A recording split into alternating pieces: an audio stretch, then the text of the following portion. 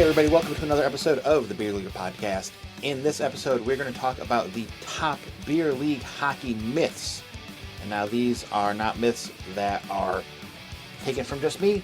These are actually culled from all over the internet and then dumped into ChatGPT and saying, give me the top ones.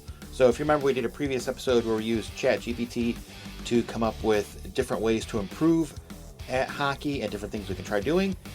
Kind of a similar thing here, except I gave it a bunch of different resources and said, hey, figure out here the top beer league hockey myths. We're going to go over them and see if they make any sense or not. Myth number 1, you need expensive gear to play well. Well, I'd like to think that this entire podcast is busting this myth. I do think this is something that people think, and this is something that kind of gets stuck in people's head, especially if you haven't played hockey before. You're just picking it up and you have only watched pro hockey. You see everybody has brand new shiny gear for the most part. Obviously, if you've played hockey, you know you don't need expensive gear to play well. Does expensive gear help in some situations? Yes. Are newer sticks, I'm not saying the most expensive sticks, but newer modern composite sticks probably easier to play with than like old wooden sticks and stuff like that? Yeah. They're nicer, they're lighter, they're more consistent, that's great, but do you need that? No. Are more modern, more expensive, newer, better skates maybe easier to play in? Not necessarily. That's a big thing that gets talked about online a lot, is a lot of the top-end skates are not great for beginner skaters, so usually you don't want those. Usually you want like a little bit of a lower-end skate, because those top-end skates are made for players that are, super aggressive when they play, are really leaning into turns and really kind of beating the crap out of the boot. They're made for that. People have tons of, ankle flexion and stuff like that, whereas lower level and beginner skaters, we don't have that. We want something that kind of keeps, our foot kind of placed properly and keeps us as steady as possible. We don't have the ability to really utilize those higher end skates, so sometimes they're not as great. So that's a good example of more expensive is not necessarily more better. For your protective equipment, generally the more expensive stuff you get is going to be more protective, but that's only if it fits properly. Just because something is more expensive, if it doesn't fit great, for like gloves or especially helmet or any other pads, that is not better for you. That is going to probably be worse. The kind of outlier for that, for protective gear, is definitely pro stock stuff. Pro stock stuff is usually not the most expensive. It's usually a notch or two below that pricing terms, and it's probably actually more protective than the most expensive stuff. Because a lot of times, like with pro stock gloves, for example, is they will not be the most expensive. But what they will usually have is some sort of added protection on them, like something on the back of the hand for shot blocking and stuff like that you won't get if you just go and buy something off the shelf. So that is more protective for you for cheaper than the most expensive. So you need expensive gear to play well? Definitely not true. Definitely not true. All right, myth number 2. If you didn't play as a kid, you'll never catch up. Now, catch up to what is, I think, the big crux of this. If you didn't play as a kid, are you going to be turning pro when you pick it up, let's even say you're late teens, not even talking really beer league, which is probably late 20s and on. No, you're not going to catch up to those kids. You're not going to be turning pro when you've first put on skates when, you're 18. Just really doubt that that's going to happen. I don't see any way that happens. But never going to catch up to other beer leaguers? Totally not true. Totally not true at all. There are plenty of people playing, low-level beer league hockey, obviously, because a lot of those people start when they're adults. A lot of times beer leaguers start because their kids pick up the game. So, they're in their 30s and 40s and stuff before they ever put on skates. And so you'll catch up to those people, no problem. But even in higher levels of beer league, there are people that don't start playing, until their late 20s, early 30s, probably even people in their 40s that either, just kind of come to it naturally, work really hard to get good at something, or natural athletes and can be a very high level and good beer league player for it. So if that's what you're shooting for, is catching up to other beer leaguers, yes, it's never too late to start. If you're hoping to turn pro and you just discovered playing hockey sometime in your late 30s, sorry, I don't think the NHL's calling you for that. But you can still play beer league, and as we all know, that's where everybody winds up anyways. So you're just getting a head start. All right, myth number 3. And I don't really get this one. Beer league isn't real hockey. I don't even know really what that means. That it's not real hockey. I'm looking here at what it says, and it doesn't really have a great explanation for it. I can only assume that this is from people that are like, hey, you're not getting paid to play. You are paying to play, so it's not real hockey. And from that aspect, it's not a real job, but it's definitely real hockey. I mean, you're playing the same game, using the same equipment. It's hockey. Probably not as fast. Definitely not as good as quote-unquote real hockey or professional hockey. But it's still hockey. You know, you have the same kind of stuff going on the ice. The same stuff kind of off the ice, camaraderie and all that, and building up a team and everything. And all those things we've talked about in other episodes. That stuff is still real and still happening. That's still hockey. So I don't get where this comes from. I hope people don't think this. I'm sure that this is really an idea of people that have never played like adult sports of any sort. So they think it's not a real sport because it's not organized through, a school, or you're not getting paid for it. But it's definitely real hockey. 100% real hockey for sure. So that's just silly. Method number 4 that it has on here. Goalies don't need warm-ups. I mean, I'm not a goalie, so I don't know how much I will be able to speak to this, but yeah, they do. Goalies need to warm up. If anything, your warm-ups should probably be more focused on getting your goalie as warmed up as they want to be versus all the players being warmed up. You can kind of do both of those things simultaneously. So get the goalie as many shots, whatever kind of shots they want, whatever kind of warm-up they want. Make sure that they're getting that. That should be priority. And then everybody else can kind of do whatever warm-ups they want to do around that. I mean, I know some skaters just want to do a couple of laps around, maybe do a quick stretch, and then you're good to go. In that very long few-minute warm-up that you have before games. Get that in. Some guys want to, skate back and forth in the neutral zone a couple times. Maybe take a couple shots. That's it. Some guys just want to stretch right away and they're good to go. So players all have different ways that they warm up. Goalies are going to have different ways they want to warm up too. But they definitely need to. I mean, your goalie needs to kind of be, as soon as the whistle goes, needs to be ready to go. So talk to your goalie. Find out what kind of warm up they want. Make sure they're getting warmed up, and everyone else just kind of fill in around it. You should have enough guys out there that if your goalie wants a bunch of shots, you should be able to get them the shots that they need. And everybody else can do what they want to do, around getting the goalie the shots, whatever they need. So, yes, goalies do need to warm up, but make sure it's how they want to warm up. All right, myth number 5. There's no place for systems in beer league. All right, I thought this one was pretty interesting, that there's no place for any kind of systems in beer league hockey. And I kind of agree with this, but not totally. Overall in beer league, do I think you're playing a lot of systems and having set things for what you do? Like, hey, we're playing a 2-2-1, and we're going to do a 3-high umbrella for power play, and we're going to run a diamond, 1-2-1 diamond on penalty kill, or a whole bunch of other junk I could throw out there that, doesn't mean anything to most people. Are you doing that in beer league? Probably not. Now, if you're playing at a higher level beer league, especially if you're playing on teams where it's a bunch of guys that played together, some of those teams where everybody played high school together or at the same high school. A good example is that is when we talked to Beers on Ice, and all those guys played, professionally, but they also all played, at the same high school and had very similar backgrounds for it. Could somebody like that be running systems? Yeah, I'm sure basic ones, because most beer league teams aren't practicing to get all the nuances down. But I'm sure that they could run some type of system to be all on the same page for what they're trying to do. That's very different than other beer leagues, more lower level beer leagues, especially when you have people that have not played organized hockey growing up and their first exposure was as an adult. You're probably not playing any complicated systems.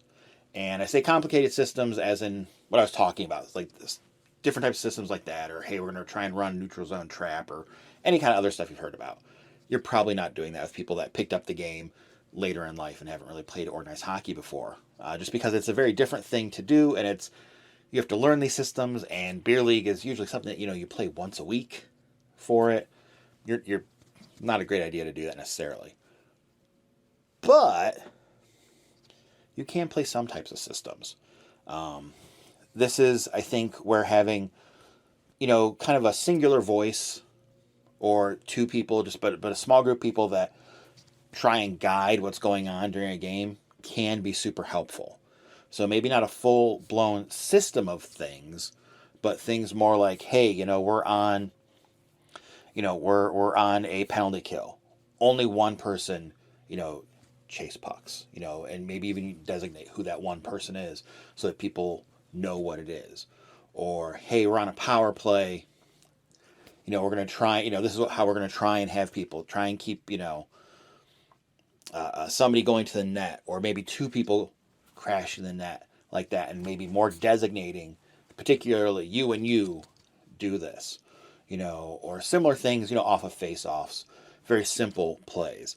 So I think there is a place in beer league definitely for simple systems and probably more specific systems for people who are out at a single time. So things, like designating certain people. Normally in hockey systems, you would have stuff like, you wouldn't name positions or players, you would have like F1, F2, D1, stuff like that. So forward 1, second forward, first D, things like that. And that's how you would designate. And people have to be aware of their surroundings and who's with them to know if they are F1 or if they're F2 or F3 or D1 or D2 or whatever going out there. Whereas in beer league, I don't think you count on that as much. I think you're more looking at telling people to do things that are more to their certain strengths. So you're saying when, hey, whatever this line is out there, hey, your job is to do this, and your job is to do this. I think that stuff does happen and is handy to have and good to kind of know in beer league, just so lines kind of work together, people kind of work together, and people aren't all rushing to the same place. For me, in beer league, the whole idea of having systems is to help people not play like little kids, where it's, ooh, puck's in the corner, let's all 5 of us go to the corner. Or, puck squirted out over there, let's everybody go over there and all cover the same guy. It's to kind of keep that stuff in place. So it's more for that versus trying to do very structured plays and structured ideas of what you're trying to do. So I think there is a place for systems in beer league, but it definitely depends on your level, depends on your team, and systems being very loose for what I think in general hockey systems are thought of. All right, myth number 6. You're too old to improve. I thought this was pretty good. I thought this was funny. No, you never are. You're never too old to improve at something. I mean, you might get too old to get better at certain things, but you're never too old to just get better at hockey in general. I mean, hey, maybe as you get older, you start to slow down a little bit, because that just generally happens. Doesn't mean you can't get, smarter about things, make smarter plays, get better at passing, get better at shooting, get better at stick handling. That can still totally happen, so you're not getting worse, you're getting better at other things. I think the whole point of beer league is kind of finding that balance always, because everybody's getting older, everybody's getting get various injuries, just slow down as time goes on, and it's finding the different ways to compensate for that. Whether it be, hey, you end up getting in better shape, and that helps you get faster because you're getting older, so maybe your decline in speed isn't that much. Or, like I said, maybe you just kind of start to slow down because you're getting older, but you're a lot smarter with how you play now, and you know better to look around and what you're seeing, and making better passes and stuff like that. So maybe parts of your game start to drop, but other parts of the game go up to improve that. That, I think, is the whole interesting and fun part of Beer League as years go on, is watching that. So definitely never too old to improve, and there's no blanket thing of what you improve as you get older, that everything has to get worse. You can improve a lot of aspects of stuff as you get older. Maybe you were never very fast to begin with, but as you get older, you learn proper skating technique. You take a power skating class, you go to one of these adult hockey camps or something like that, and you get to be a better skater technique-wise, which makes you a way better skater as you've gotten older. That can totally happen. That's a thing that does happen with people. So I think that continual hope and strive to improve at hockey as you get older is one of the great things about Beer League. That's one of the super fun, competitive things that happens with it. So that's totally not a true thing that you're too old to improve. All right, the next myth, and I really like this one. Beer League refs don't care. Is this a total myth? No. Is this totally true? No. I have met and seen, I don't know if played with is the right word, but been reffed by a multitude of refs, kind of all over the Beer League spectrum. Are there ones that really don't care and don't want to be there? Definitely. They are out there. There are ones that you wonder, why are you bothering to show up? Really, you seem miserable. But I would say for the most part, Beer League refs do care. They're out there to, have fun too. They're having fun the same way the players are. It's a different thing that they're doing. They're not playing. Some of them do play. Some of them used to play. Some of them never played. But they're getting out there and doing something that they enjoy too. So it's very similar to the players that are out there. They do care what's going on. They do want to have, good games. There are good ones. There are bad ones. There are tons of mediocre ones on a huge scale there. That's a very big gray area. But I think they do care. But I can totally see where this comes from, because I think a lot of players do think the refs don't care because, the refs made a call against me that I didn't agree with, or I didn't like all their calls or whatever. That's not true. Honestly, some of the refs that really do care are just not great refs. You're playing in Beer League, Sorry, you're probably not going to have all stellar refs for every game. It's just nature of it. So some of the refs that really do care, I think, are just not great at reffing. Sorry, just how it goes. And some of the refs that don't care at all are some of the better refs. They probably ref other higher level things, and they're doing Beer League just as an extra, a couple bucks in the pocket during the week. So there's a lot that goes on here. I'm going to read kind of the excerpt here, because I think this sums it up pretty good for this. What they say is, they do care, but they're often underpaid, overworked, and refereeing 3 to 4 games in a row. Which I agree with. That's, I think, all true.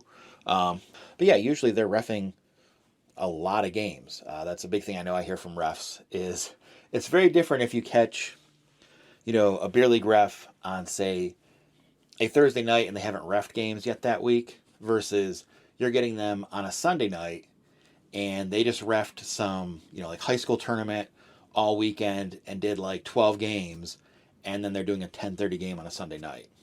You're probably getting a very different level of refereeing it with that. So I definitely agree with some of that. But yeah, no, Beer League refs, they care. But just like players, you get various levels of what caring means and various levels of ability. Just how it goes. I don't know what number we're on now. But the next myth is, fighting is part of Beer League. I find that very interesting that they would say that, but I get where that comes from.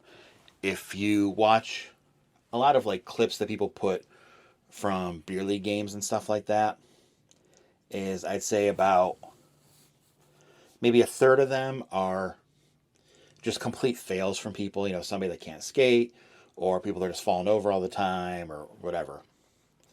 And a couple more people doing really cool things during a beer league game, but a majority are definitely fights and just stupid crap that happens during beer league. So, is that a part of beer league? Yes. Is it a big part of beer league? No. I know here by me, we have a couple different leagues that are around, and there's definitely one league that is known as the one that has fights and has crap break out way more often during games because it's just not sanctioned well. It's not, the league doesn't sanction the stuff well, doesn't really do a good job of keeping things properly competitive or any of that. So it leads to a lot more fights and things that are close to fights and a lot more of that kind of stuff going on. The league that I play in is a lot more stricter on those things. They will put the hammer down on a lot of that kind of stuff. So does fighting happen? Yes. But it's pretty rare that it does happen. A lot more often than actual fights would be having, kind of the tussle between guys that is also a lot of, shouting at and yelling at each other about stupid stuff and that kind of a thing that happens. There's a lot more of that. That totally does happen. But actually, people throwing punches at each other, that's pretty rare for the amount of games, at least I know in my league, that it happens. But like I said, other leagues, it can happen more. But really, it's not a part of beer league. Does it happen? Yes. Should it happen? Probably not. That's usually a problem with the league if something like that is regularly happening, especially if something like that is regularly happening across multiple teams, because there are definitely guys that show up to beer league with the sole intent of trying to start fights. Like they think that that's part of hockey is throwing punches and getting into a fight. And if it's like a particular person or a couple particular people, that's not a league issue or anything like that, and that's not saying that fighting is a part of that league or fighting is a part of any of that stuff. It's just a couple of idiots that are just trying to make it really crappy for anybody else that, just wants to go out and play some hockey and then go to work the next day.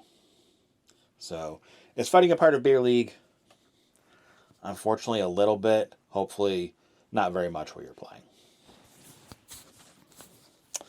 All right, I'm going to kind of try and rapid fire because I got a lot of these that I came up with. If you have any ideas for some beer league myths you would like to hear talked about, shoot me a message. Let me know. I would love to hear some of those, and maybe we'll do a follow-up episode on this. Thebeerleaguer.com has all the different ways you can get a hold of the show. So go check that out. Let me know some of your beer league myths. All right, rapid fire through a couple more of these. You have to start young to be good. You already kind of busted that in the beginning. You don't.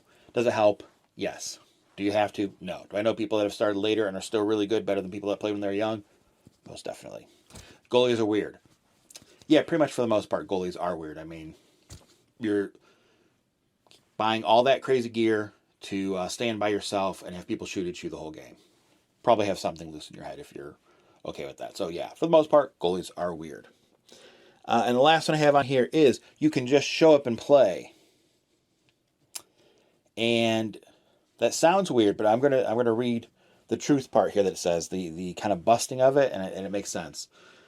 It says, sure, but the real beer league experience involves locker room culture, pregame rituals, team chats, bringing beer, and remembering your socks. I would say your jersey and all of your gear, but socks, sure. Just showing up isn't the same as belonging. And it says that you can bust this myth by celebrating the off-ice stuff true. And it says you can bust this myth by celebrating the off-ice stuff too. I think that's a very good one to end on because, a big theme throughout all these podcast episodes is kind of the off-ice stuff, the locker room stuff, the fun of hanging out with the guys, getting to do stuff as a group. And I've talked about in various other places and on other episodes about you're an adult. It's hard to make friends as an adult. And beer league hockey is one of the great ways to do that. So can you just show up and play? Can you just show up right before the game starts, put your stuff on, run out there, play, be the first one back in the locker room, get your stuff off, and get the hell out? Yes, you can.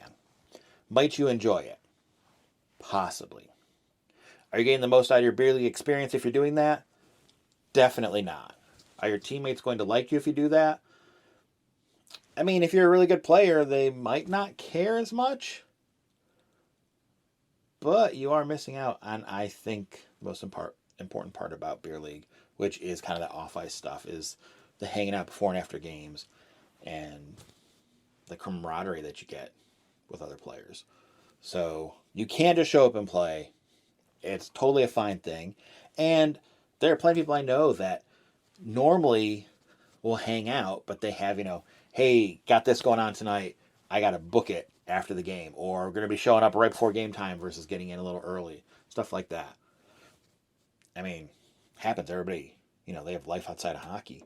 So that stuff happens. That's very different than if you're always showing up right before you get on the ice and leaving right after and not hanging out with anybody.